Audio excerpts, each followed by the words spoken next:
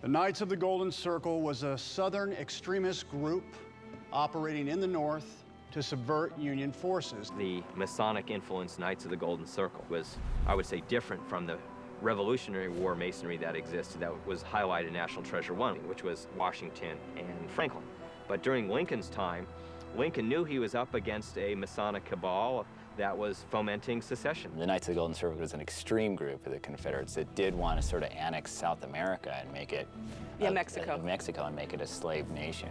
They wanted to have a giant circle, hence Knights of the Golden Circle, that extended from the center point of Havana throughout the south and the southwest of the United States, down through Mexico, Venezuela, and around, as a separate, autonomous economy that was based on slave labor. The Knights of the Golden Circle were a secretive spy and underground organization who did not want to accept the end of the Civil War, and they were serious about this. And there were hundreds of thousands of them. The KGC were looking for ways to finance their operation, even after the end of the war. And Booth gave a tremendous amount of his own money in real life to the cause, and they needed more because they weren't done. The war has only just begun. My great-great-grandfather was trying to prevent the Knights of the Golden Circle from getting their hands on a treasure that they could use to fund a rebellion. The rebel gold that was hidden, which is the name of our book, came from a variety of sources. Almost all of it was stolen from the U.S. government, from arsenals, from Fort Knox type places that they had kept some of this stuff. And then after the war, by the KGC's field operatives, the likes of Jesse James and his gang and other gangs related to it, they would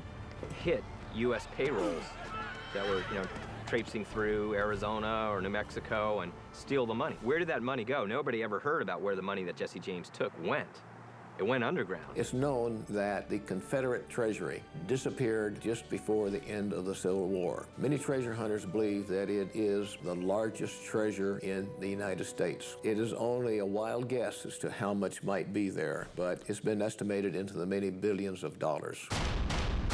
Had Thomas not burned those pages, the KGC may have gotten their hands on that gold. Luckily for this country, the Knights of the Golden Circle did not succeed in restarting a second Civil War, but it came close to happening. Our family stopped the KGC from funding their war. We're a family of patriots.